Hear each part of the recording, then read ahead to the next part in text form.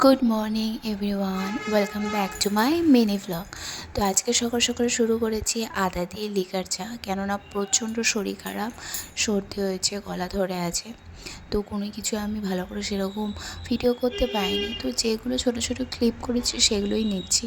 কেননা এক জায়গা থেকে অন্য জায়গায় শিফট করা প্রচণ্ড আমার কাছে কি বলবো, এতটা শরীরটা খারাপ হয়ে গেছে। তারপরে তো এখনও জিনিস আমি গোছাতে পারছি না।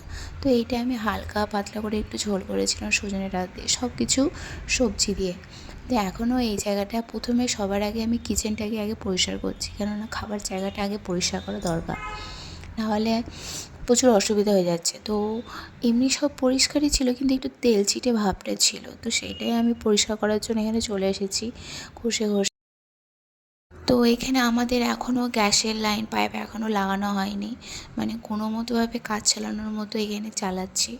তো এখন অনেক জিনিসপত্র গোছানো আছে, আস্তে আস্তে করছি, কেননা শরীরটা এত খারাপ। আর যেহেতু ওর কাজ আছে, সেজন্য ও করতে পারছে না, সব কিছু আমার হাতের উপরই, আর ছেলেটাকেও বাগাতে হচ্ছে। তো যেটুকু পাচ্ছি করছি আস্তে আস্তে, একটু শরীরটা সুস্থ হোক, তারপরে সব করবো আস্তে আস্তে। আর এইখানে আমার এত গা হাত পা যন্ত্রণা করছে যে আমি ভালো করে দাঁড়াতে পারছি না।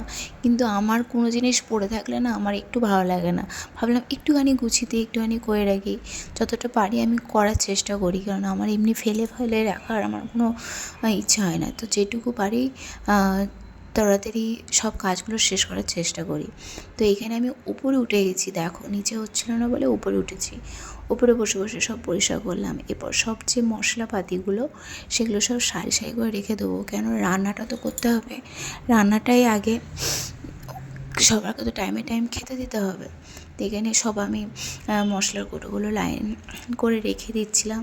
আরও যেগুলো বড় বড় ছিল সেগুলো সব ধুয়ে ধায়ে, যেগুলো আগে ওইখানে আমার পরিষ্কার করা হয়নি, তো এখানে একেবারে পরিষ্কার করে আমি উপরে রেখে দিচ্ছিলাম।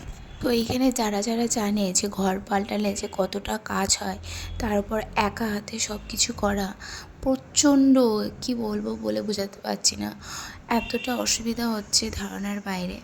কিন্তু না, তাও করার চেষ্টা করছি, কেননা এই রান্নার জায়গাটা যদি পরিষ্কার থাকে তাহলে একটু মনটা শান্তি হয়, কেন খাওয়ার জায়গাটা যদি পরিষ্কার থাকে।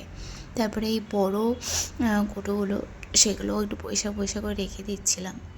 এরপরে আমার কিন্তু এখনও চারিদিকে পড়ে আছে, দেখাচ্ছি দাঁড়াও তোমাদেরকে। এই দেখো, এগুলো ভালো করে সব গোছাতে হবে, জামা কাপড় আছে সেগুলো আলমারিতে ভরতে হবে।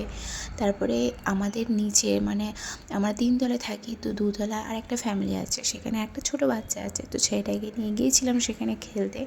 দেখো আমার ছেলে এখানে প্রচণ্ড খেলছে, ও খুব মজা পেয়েছে। তো ভিডিওটা আমি এখানেই শেষ করছি। এটা কোনো কিছু ভালো লেগে থাকে অবশ্যই লাইক কমেন্ট শেয়ার করবে, আর পেজটাকে ফলো করে দেবে। তো আবার দেখা হচ্ছে নতুন একটা ভিডিওর সাথে। টাটা, বাই বাই, সবাই ভালো থেকো।